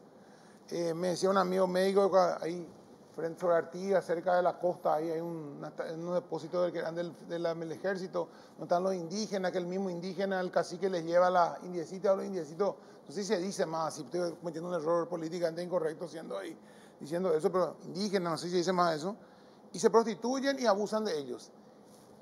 Todos pasamos, todos vemos, y no se denuncia o no se actúa. ¿Por qué? ¿Quién tiene que actuar? ¿Quién tiene que ir o sea, se puede ir mañana la doctora o puede irte vos a decir, bueno, a ver, comisario, vamos y vamos a levantar esas 6 criaturas y vamos a llevarle a la comisaría porque están drogadas y están siendo abusadas? ¿Por qué no puede parar eso? Realmente en la actualidad estamos enfocando desde un trabajo interinstitucional con el Ministerio de la Niñez. Ellos tienen su equipo especializado de calle, que se les llama, que son los que van justamente recorriendo y viendo dónde hay niños en esta situación. Ellos, una vez que por lo general ya tienen identificada la familia, de dónde vienen, cómo, buscan, llevan a los niños a un lugar de primero acogimiento sería, y ellos llaman a la defensoría para que nosotros veamos. Ahí vamos a entrar en un problema social, que es que realmente una vez que a ellos se les deja en un lugar, generalmente vuelven otra vez al mismo. Y ahí eso ya es una cuestión de una falta por parte del Estado central de programas públicos, políticas públicas, de no poder pelear justamente, como decir, contra este flagelo que son las drogas. No tenemos dónde dejarle en un lugar permanente para que puedan vivir, y se les tiene que volver a entregar a sus padres, ¿verdad? Y entonces, esa primera socorrida que hacemos realmente es solamente un parche. Nosotros tenemos que trabajar, como lo venimos haciendo interinstitucionalmente, pero tenemos que buscar una solución de fondo, y para eso necesitamos el Estado central. No podemos, ni la jueza puede ordenar sacarle a todos ellos y decir se va a ir a tal lugar, y nosotros, Defensoría, podemos levantarle. De hecho, aunque hubieran, no es lo correcto. De hecho, hay incluso condenas internacionales por el arreo de los niños de la calle. ¿Por qué justamente se dio eso? ¿Por qué el hecho de que se haya tomado una medida que yo creo que el 99%, salvo los padres y los que explotan eso, no estaban de acuerdo, y se produce eso? ¿Por qué no se le dio, no se hizo bien el tema de a quién entregarle la custodia a los niños? Todo el mundo habla de ese caso, hasta ahora siempre usamos ese caso como ejemplo de la doctora, la jueza, era jueza de menores ya, ¿verdad? No me acuerdo bien, Patricia, no me acuerdo cuál era de la doctora, que tuvo la condena, que perdió el cargo inclusive. Mercedes Brites de Uso. O sea, ahí todo el mundo estamos de acuerdo con lo que hizo ella, aplaudimos lo que hizo ella, y en un momento dado nos encontramos con una condena internacional. Ni siquiera podemos culparle a Cacá y la justicia paraguaya. No, internacionalmente no se puede hacer eso, porque esos niños deberían haber estado. ¿Por qué pueden estar con los padres? Si ya demostraste que vos sabés que los padres no les interesa, no le dan el cuidado, no le dan la protección y encima lo explotan. ¿Por qué se da eso?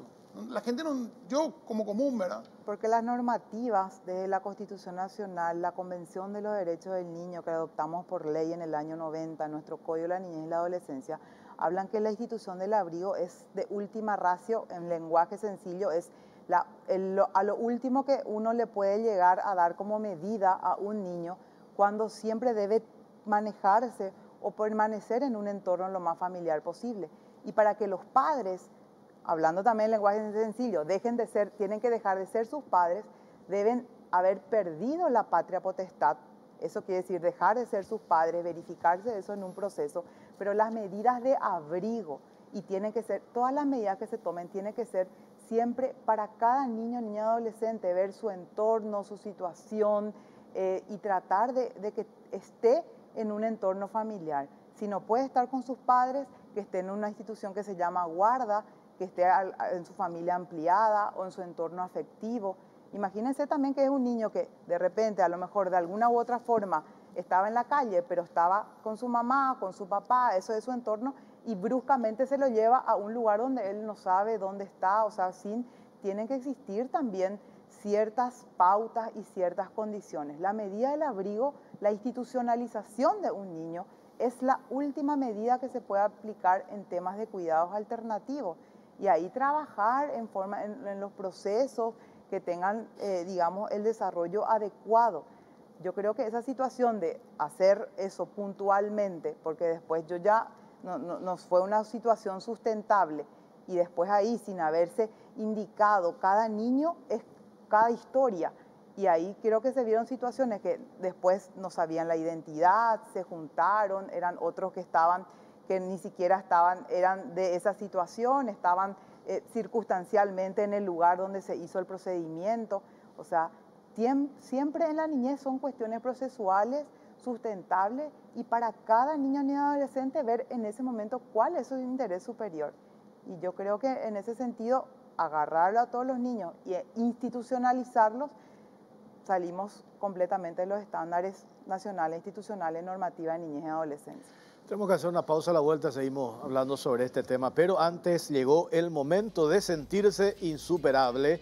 Llegó el momento de cargar Shell V-Power, el único combustible que contiene 5 veces más moléculas de reducción de fricción y limpieza para tu motor naftero, protegiéndolo contra los depósitos que reducen el rendimiento. Sentite insuperable cargando Shell V-Power, co-creado y recomendado por Escudería Ferrari, y viví cada viaje como a bordo de un Fórmula 1. Shell, porque lo que cargas importa.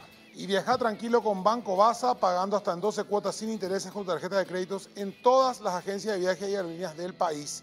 Banco Basa, cuando quieras estamos. Y venía a Bristol y aprovechar las super ofertas en televisores y celulares como si fuera poco. Con la promo más grande del país, 1.000 millones en premios. Con cada compra te llevas una cuota de regalo. Celular Samsung A13 de 64 GB, normalmente 18 cuotas de 246.000. Ahora, solo 18 cuotas de 129.000 guaraníes. Bristol, la mejor casa de electrodomésticos del país.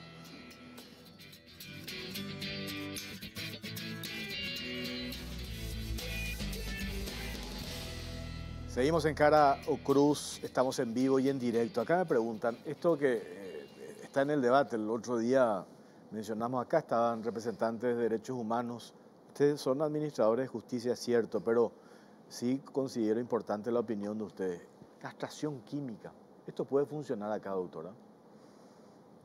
Y tendríamos que ver justamente las normativas de derechos humanos, ahora en las condiciones en que estamos, no permiten. O sea que si no permitimos la pena de muerte, porque obviamente, porque estamos adscritos conforme nuestro diseño constitucional de nuestro Estado de Derecho democrático, no permiten.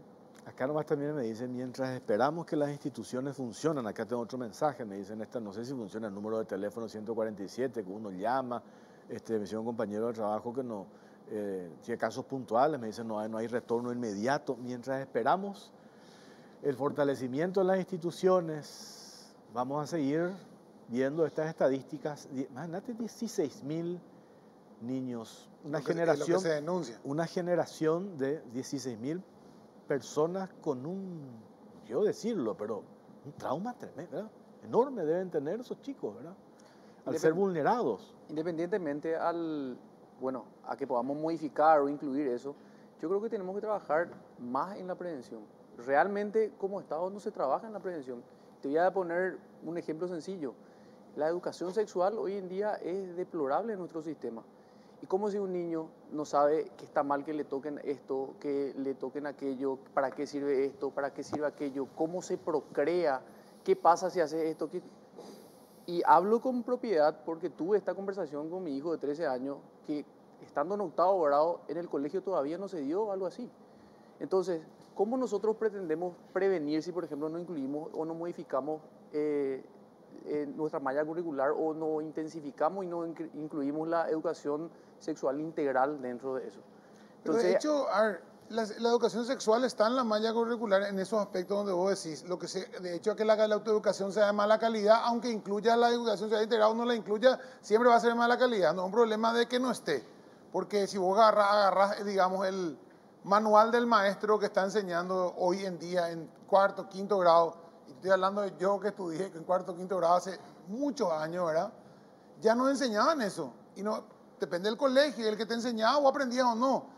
Es como cualquier materia. Si la educación es mala, vos podés poner la malla curricular ¿cómo se ponen? De Finlandia y va a ser mala igual acá. O sea, no es trasladar nomás la malla curricular o incluir más cosas en la educación y cargarle información cuando no le vas a dar una buena información.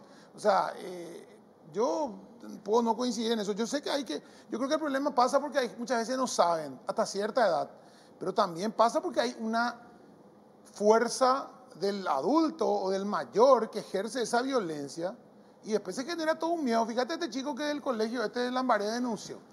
¿Qué va a pasar con él? Estos chicos no son imputables, perfecto, no son imputables, van a seguir con su vida y él va a quedar como marcado porque va a tener que salir de ese colegio. Siempre alguien va a saber quién es ese chico, va a quedar con ese estigma a lo mejor y al final la víctima vuelve a ser victimizada por la sociedad.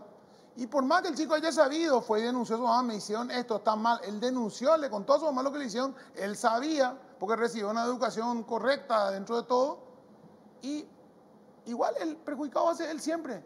No hay ninguna, y no sé si está bien o está mal decirlo todo, ninguna sanción real para los victimarios y sí para la víctima. Yo creo que, hago el análisis justamente como te decía, desde la prevención. Yo entiendo que vos pensás de que si agravamos las penas va a causar miedo y eso va a hacer yo no estoy hablando de penas, al contrario, no estoy de acuerdo con ni siquiera bajar la impunidad de imputabilidad, ni toda esa locura que se hablaron, ni en la castración química no funciona, ni siquiera el registro ese de delincuentes sexuales funciona. Tienen problemas en todos lados, o sea, todos son medidas reactivas. Totalmente. O sea, vamos a reaccionar porque nos indignamos, oye, después dentro de 3 semanas nos olvidamos. Y en otro tema no olvidamos ese tema. Y ya es cuando ya pasó el hecho. Claro, o sea, y además no tiene efecto retroactivo, o sea, el pedo, ¿verdad? Pero digo nomás, yo insisto, o sea, yo creo que la educación está en la malla curricular. Lo que hay una mala educación, y por más que vos le pongas la malla curricular de Miami o la de España, igual le van a enseñar mal. Totalmente. Cuando yo me refería a educación sexual integral, no es solamente, por ejemplo, cuáles son los órganos biológicos, cómo se concibe, sino todo lo que está mal.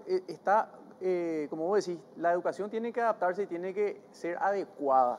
Hoy en día tenemos los medios, es fácil tener información en internet, los niños, ellos tienen que saber que nadie le puede pedir una foto, que nadie le puede enviar un mensaje diciendo cosas obscenas. O sea, va más allá que solamente explicar lo biológico.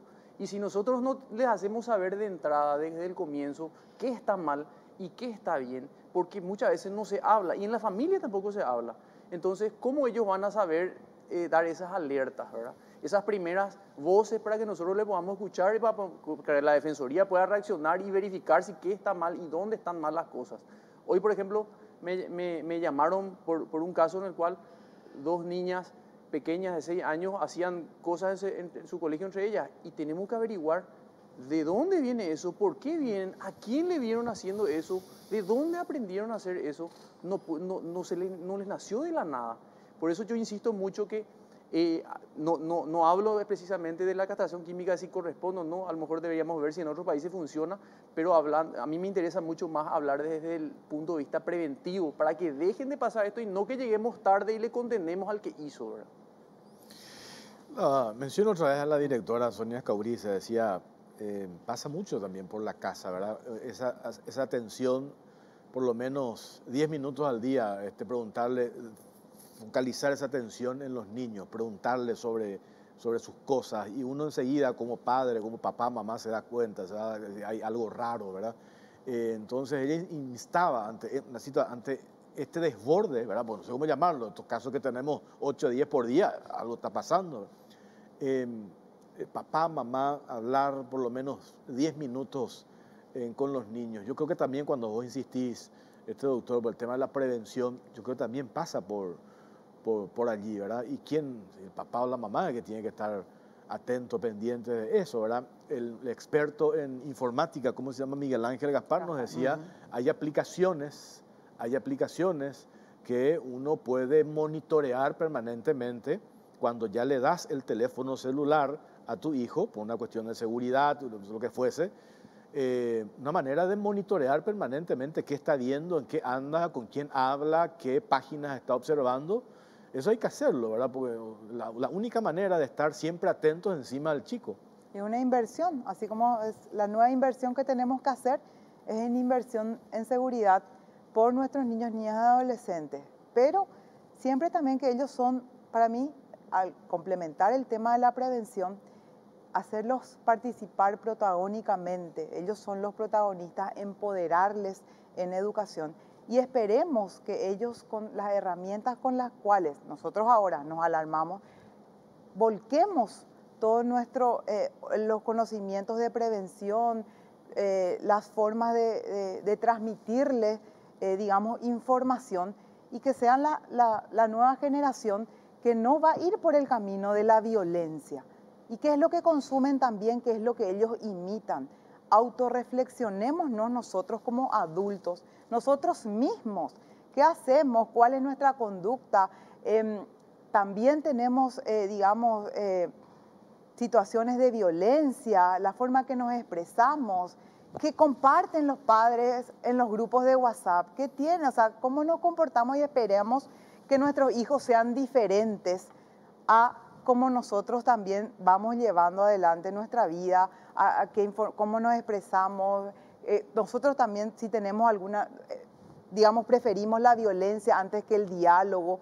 Ellos siempre van a ser un factor reflejo de lo que nosotros venimos haciendo. Entonces, así como nos escandalizamos de esa situación, que sea también una llamada de atención para hacer una autorreflexión de cómo nosotros nos manejamos en comunidad, en formas o en relaciones que tengan que ver siempre en ámbito de violencia. Van a reflejar lo que ellos ven o lo que ellos conviven o como nosotros nos expresamos. El hecho de que haya ocurrido, como ocurrió en colegios privados, este tipo de cosas, lo del colegio Lambaré, también habla de que si el colegio privado, que tiene un ingreso enorme de plata, vamos a decir, los colegios privados ganan mucha plata, ingresan mucho dinero, tienen recursos como para invertir, y de hecho deberían hacerlo en psicólogos, psicopedagogos, y tener una ficha de cada alumno y saber qué pasa por la cabeza de cada alumno. No tiene ese control, porque si yo me imagino que si un psicólogo se sienta con estos 2 chicos que estaban abusando de chicos menores en el colegio y le hacen un perfil psicológico, van a encontrar ciertas anomalías y van a ver ciertas cuestiones que le van a alertar de tener el ojo sobre esos chicos. Y sin embargo ahí no sucede. Y traslademos eso al público. O sea, el colegio público que no tiene recursos para limpiadora, no tiene recursos para psicopedagogos, no tiene limpiadora. Entonces, simplemente es la casa lo que queda. No, la niñez debe ser primero en todas las políticas públicas que se adopten. Cuando se hace un presupuesto general de la nación, ¿qué porcentaje vemos que vamos a destinarle esto a la niñez, vamos a destinarle esto a educación, vamos a invertir? Se le destina, pues se roba, o sea, ese es el problema. A lo mejor se le destina mucho o suficiente, pero no se utiliza correctamente. Ese es el problema que tenemos siempre, igual que en salud, ¿verdad? Y hagamos un análisis de todo el porcentaje cuando hablamos que conforme el artículo 54 de la Constitución Nacional, ante cualquier situación los derechos de los niños deben ser de carácter prevaleciente. Eso aplica a cualquier situación que hagamos, a cualquier política pública. Siempre la niñez debe ser transversal si es que vamos a cumplir todos los estándares a los cuales el Estado paraguayo se ha comprometido. Entonces, siempre que la niñez sea primero, o sea, tener esa prioridad justamente con mirada preventiva, con mirada de educación, para no después tener que lamentar generaciones con situaciones de violencia como la que estamos viviendo. Este tema que estás diciendo, doctora, de la niñez, el chico, el niño, la niña debe ser prioridad.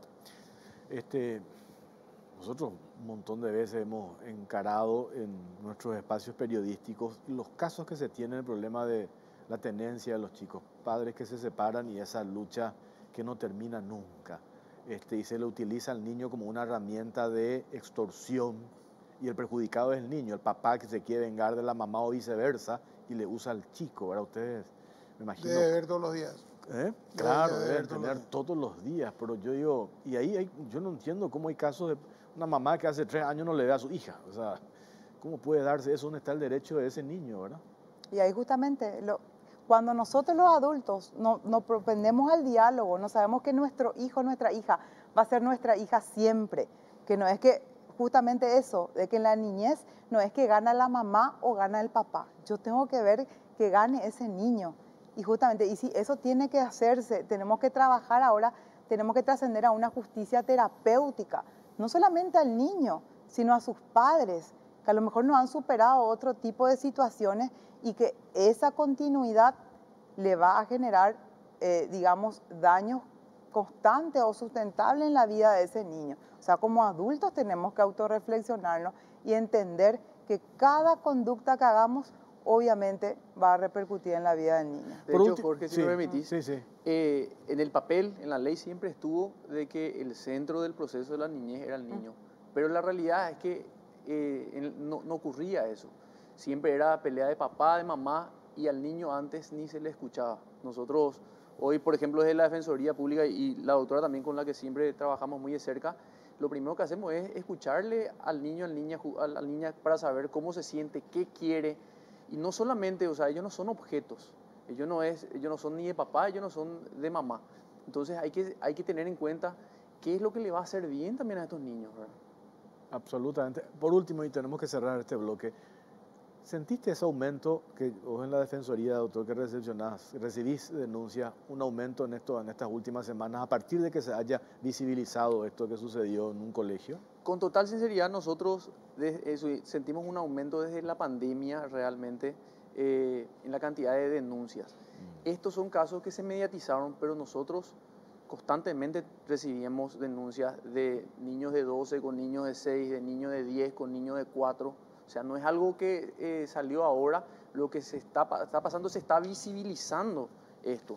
Pero las denuncias siempre existieron y siempre fueron muchas y siempre fueron una preocupación para nosotros, Jorge. Bueno.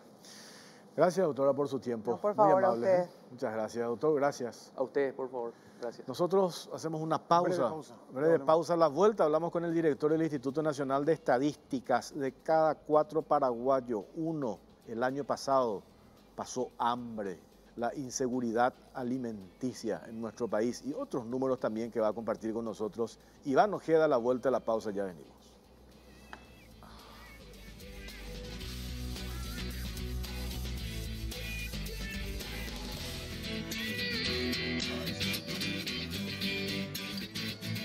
Último bloque, no en realidad el bloque, no, último tema, pero hay una pausa más. Vamos a hablar inseguridad alimentaria. Está con nosotros Iván Ojeda, él es del Instituto Nacional de Estadísticas, INE. ¿Qué tal, Iván? ¿Cómo estás? Muy buenas noches, Jorge. Un saludo a Pipó y por supuesto a esa gran audiencia también que siempre le sigue. Nos llamó la atención estos números, ¿verdad? Que dicen que publicaron los medios. De 1 de cada 4 paraguayos pasó hambre, así es, el año pasado. Esa es la definición de los números que recogieron ustedes, Iván. Sí, es importante precisar que se ha marcado un hito en la estadística paraguaya porque esta medida que se llama la escala de experiencia de inseguridad alimentaria es una medida generada por la Organización Mundial para la Agricultura y la Alimentación, la FAO, de Naciones Unidas. Entonces lo que busca es medir la escala de inseguridad alimentaria. Hay seguridad alimentaria cuando una persona accede en cantidad y en calidad a los alimentos suficientes. Digamos que tiene inseguridad moderada cuando una persona se enfrenta a una incertidumbre acerca de su capacidad de poder conseguir la calidad y la cantidad suficiente de alimentos. Y tiene inseguridad grave cuando esa persona no accede, digamos, a los alimentos. Y en ese caso de la gravedad, puede inclusive que no haya comido un día o que no haya comido por varios días, ¿verdad? Entonces, en este caso, por ejemplo, se mide, ¿cuál es el estándar que se utiliza? Dice, bueno, son 3 comidas diarias, 4, calorías, ¿se usa un estándar fijado, depende del país, o hay un estándar internacional? son realmente 8 preguntas bien concretas. Se le pregunta a la gente si es que se ha preocupado de no conseguir suficientes alimentos, se le pregunta si ha podido comer alimentos en cantidad suficiente, si ha comido poca variedad de alimentos, si ha tenido que saltarse una comida, por ejemplo, o si ha comido menos de lo que esperaba comer. Otra pregunta, si su hogar se haya quedado sin alimentos, o si haya sentido hambre y no comió, y si haya dejado de comer durante todo un día. Estas son las 8 preguntas de un módulo estándar que se replica en los países, y es la primera vez que en el país estamos midiendo. Y ese resultado que les digo a ustedes, que hay gente que tiene algún tipo de inseguridad en un 25%. Exactamente, el 25% de los hogares en el país, digamos que tiene una inseguridad moderada. O sea, sintieron incertidumbre a ver si conseguían o no alimentos, ¿verdad? ¿Y esto se dio después de la pandemia? Ese es un buen punto. La medición se da en julio, agosto y septiembre del año 2021, del año pasado, saliendo del trimestre más duro que tuvo la pandemia, porque finales de mayo, principios de junio tuvimos los picos de contagio y también lastimosamente los decesos de mayor cantidad. Entonces pudimos hacer esta encuesta a riesgo también de nuestros funcionarios, pero estuvimos en el campo y fue presencial. Llegamos a 4.000 hogares en toda la República. Esto, Iván, puede traducirse también, este 25% a que haces referencia, a otros números que estaba leyendo, viendo esos cuadros, cuando se menciona el aumento del desempleo en diferentes rubros, digamos. Construcción, uno de ellos, tema agricultura era otro, tema turismo, tema caza, tema pesca, o sea, podría atribuirse a eso el aumento del número del desempleo que después se traduce eso en esto que presentaron ahora. Y realmente la medida es muy coherente con toda esa coyuntura que estás manifestando, ¿verdad? En los 2 años de pandemia, el primer caso de COVID se da el 7 de marzo del año 2020.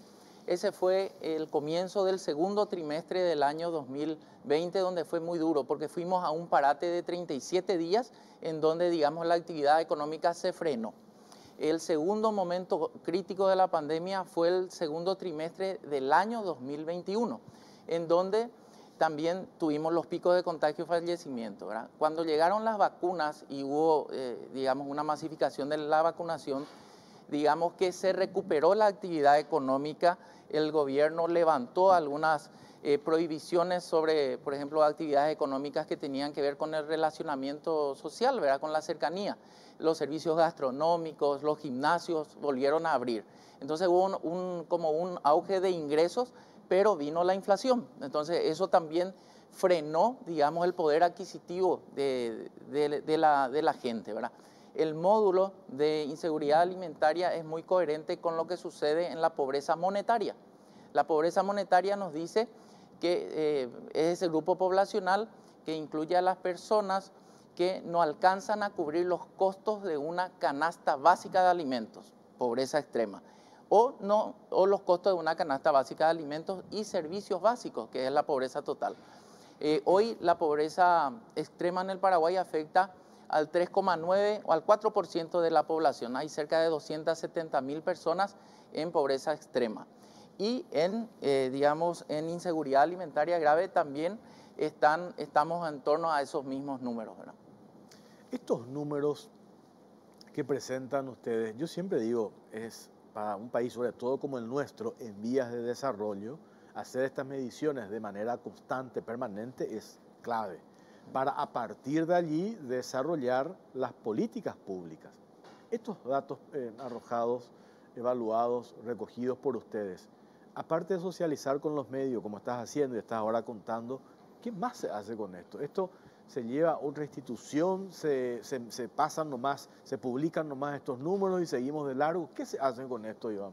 Bueno, realmente hay un equipo muy grande detrás. Aquí hay encuestadores que recorren la República todo el día, todos los días, y estos datos son procesados, por supuesto, por técnicos en el instituto y se someten o se comparten y se estudian en un comité de pobreza ampliado. Ese comité está integrado por 13 instituciones públicas formuladoras de políticas públicas y también implementadoras a través de programas y acciones. También por organismos internacionales como por ejemplo UNICEF, la FAO, el Banco Mundial, el BID, que aporta también conocimientos técnicos y también investigadores independientes. Entonces, ahí es un foro en donde ya se comparte y se elabora este tipo de informes.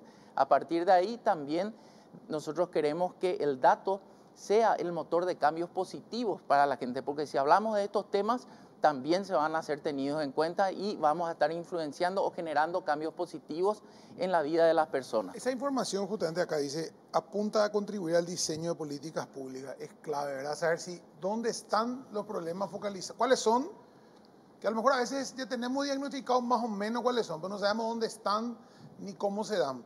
Por ejemplo, el tema de la pobreza o el hambre, ¿cuáles son hoy las zonas del país donde más grave está la situación a nivel de alimentario, por ejemplo? Sí, esta encuesta nos permite hacer esa desagregación, Pipo.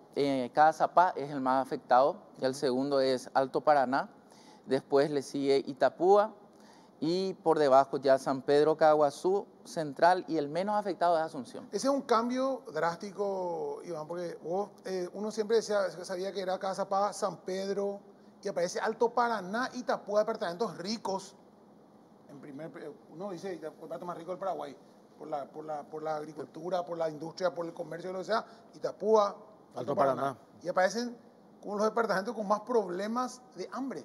Sí, pero Alto Paraná tiene, digamos, Alto Paraná y también Itapúa tiene contrastes, tiene claro, zonas muy ricas y tiene zonas muy pobres. Lo que nosotros hacemos es promediar, ¿verdad?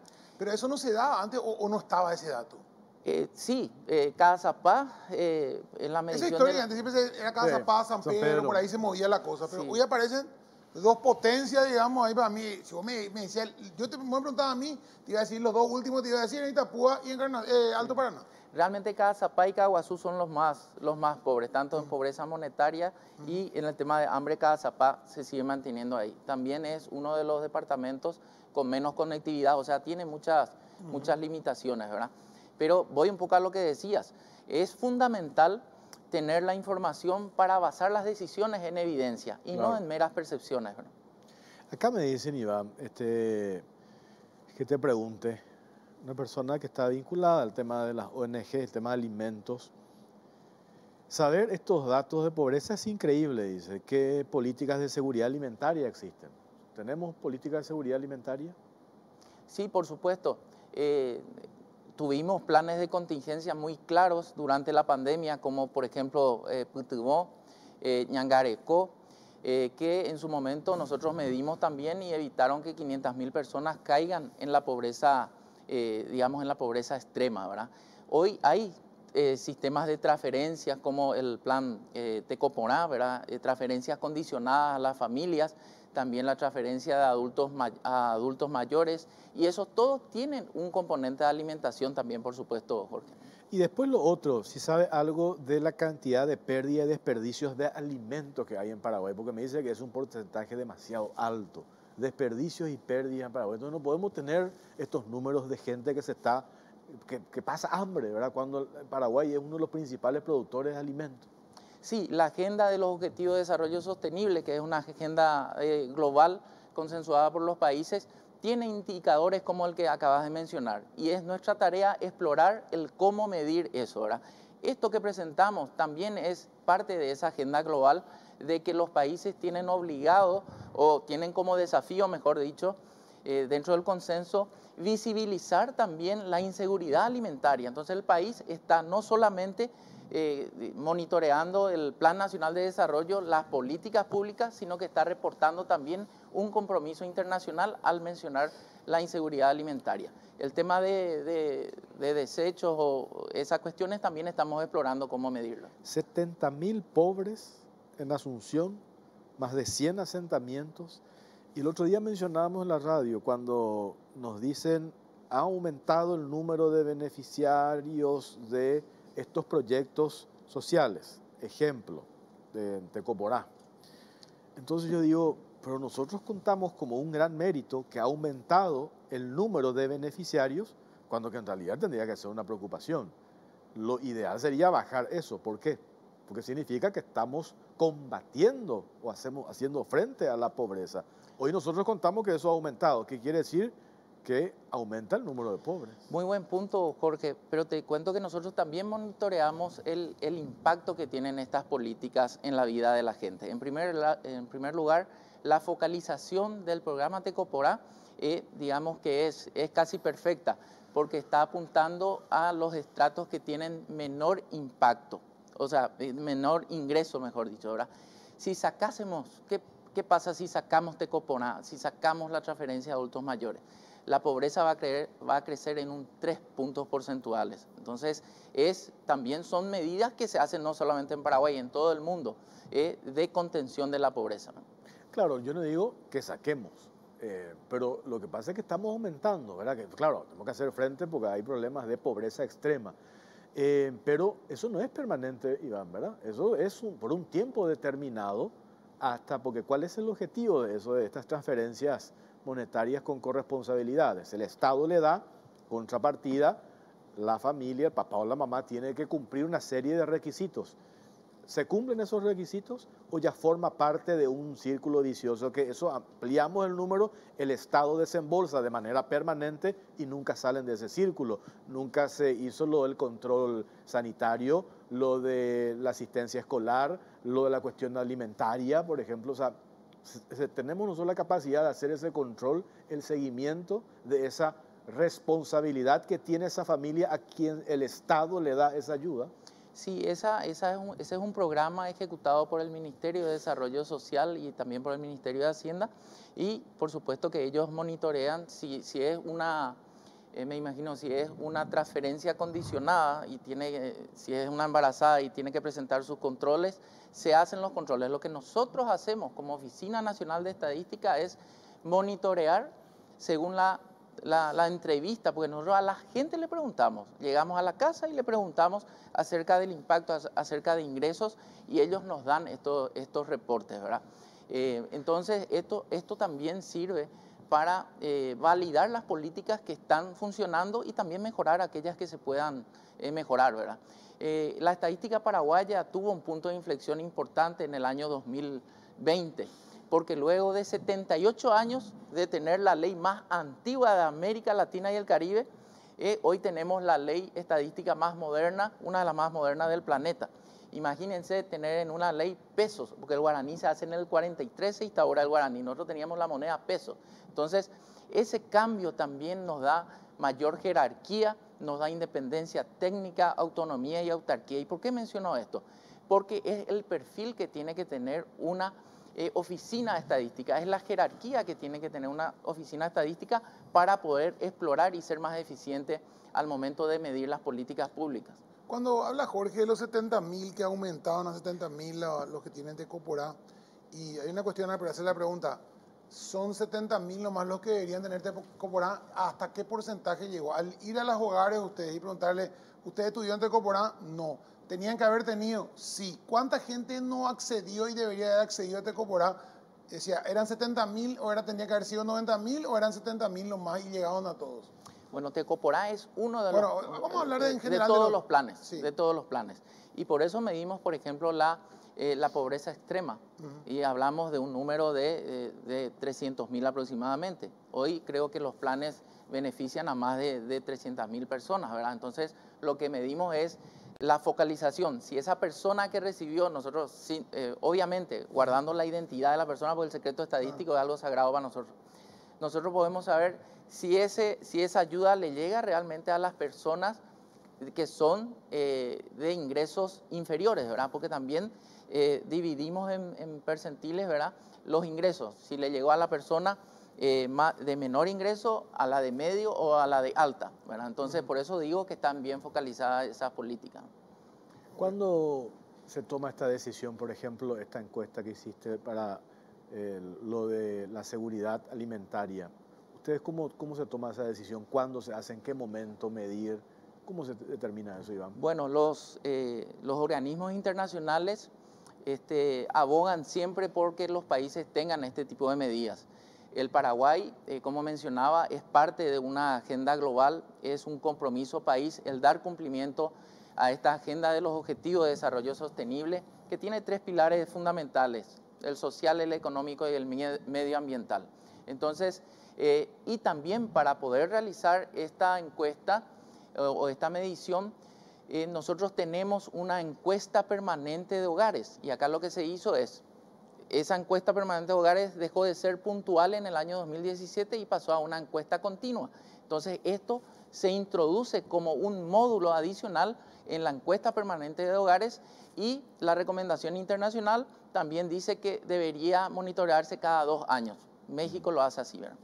El gran censo se tiene que hacer ahora, este año, ¿verdad? Sí. Sí. En octubre, si no me equivoco. Estamos apuntando a finales del año, ¿verdad? Octubre, noviembre.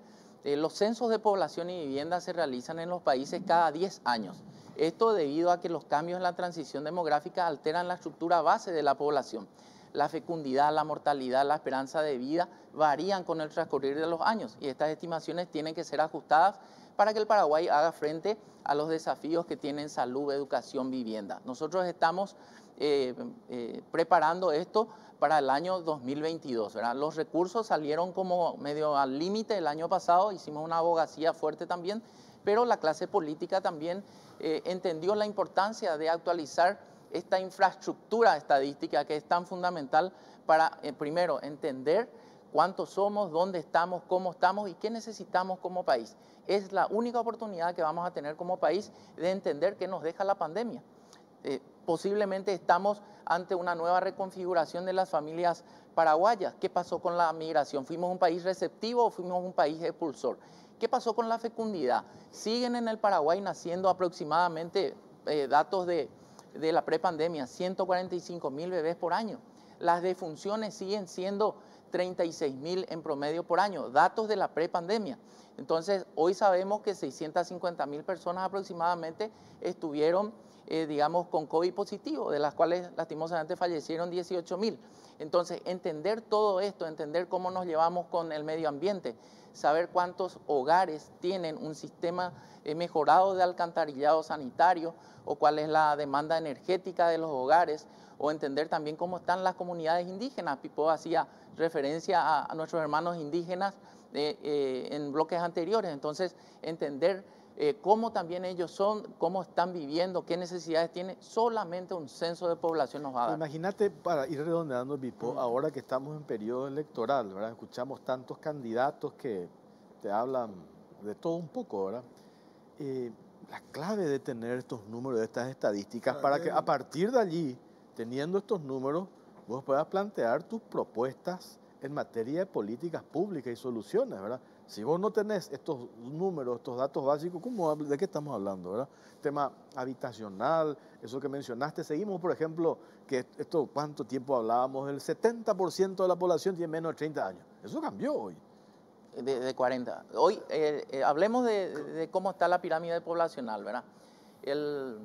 Digamos, casi el 27% de la población tiene menos de 15 años. Entre 15 y 64, que es la edad más productiva de una persona, está el 64%. Y por encima está alrededor del 7%, ¿verdad? Todavía tenemos el bono demográfico. ¿Qué es el bono demográfico? Es por cada 100 personas que están, digamos, en edad de trabajar, 55 están en situación de dependencia, porque están enfermos, son adultos mayores, están jubilados. Ese es el bono demográfico que hoy tiene el Paraguay, pero eso se va a acabar en el 2040 y vamos a tener una población envejecida. Entonces tenemos que planificar cómo queremos estar en el año 2040. ¿Y cuál es la herramienta? La estadística de base es un censo de población, que es combinado también con, por ejemplo, encuestas de pobreza, encuestas del índice de pobreza multidimensional o de la inseguridad alimentaria, etc. ¿Cómo se va a hacer el censo, básicamente? Porque vimos la experiencia la semana pasada del censo en la Argentina, fue exitoso por lo que veo, hubo un precenso digital, que un porcentaje menor, pero llenó de gente previamente. Después se hizo el censo presencial, se declaró feriado un día de semana para que la gente se quede ahí. ¿Se va a utilizar ese tipo de herramientas también acá? ¿Se está planificando? Así como están planificando ustedes ese día del censo y qué estructura van a usar. Como decís, el día del censo es un evento en donde el país para un día miércoles, igual que la Argentina, y ahí salen los voluntarios, o sea, las personas censistas y supervisores a recabar la información. Pero para llegar a ese momento hay que hacer un primer recorrido al país, que lo estamos haciendo con la actualización cartográfica, que consiste en tener un inventario de los edificios de la República y entender qué uso se le da. Para eso estamos usando unos dispositivos tipo PDA, imágenes satelitales y una combinación con algoritmos matemáticos que nos permiten tener las huellas digitales de los edificios. Con eso vamos a sentar las bases para estimar la logística exacta que vamos a necesitar. Estamos explorando lo que Argentina hizo, esa experiencia, porque hay mucha cooperación entre nuestros países. Estamos explorando la posibilidad de un censo digital también, pero Guatemala probó lo mismo y tuvo un 2% de la gente que se sumó. ¿Y Argentina cuánto tuvo ahora? Tuvo un 50%. Esa deja una enseñanza también, que la pandemia tuvo algo positivo porque nos obligó a entender cada vez más la tecnología, nos obligó a tener más equipos y, por supuesto, a usar más la tecnología. Nosotros estamos explorando esa chance, pero queremos probar para que eso sea exitoso también en la prueba. Iván Ojeda, gracias por tu tiempo, muy amable. Muchas gracias a ustedes por darle valor público al dato. Nos vamos, Pipo. Nos vamos, señor. Gracias. Agradecerle ¿A quién? al vino que no nos sirvió hoy, pero que tomaron ahí fuera de Mira, la gente de... los invitados tomaron el vino. Los invitados tomaron. Y la nosotros, gente bueno, yo traje mi mate por las dudas. Estoy con mate ahora. Y a Casa Mingo, por supuesto, por las copas y los vasos que usamos siempre en el programa. Muchísimas gracias. Vale, gracias por acompañarnos. Buenas noches.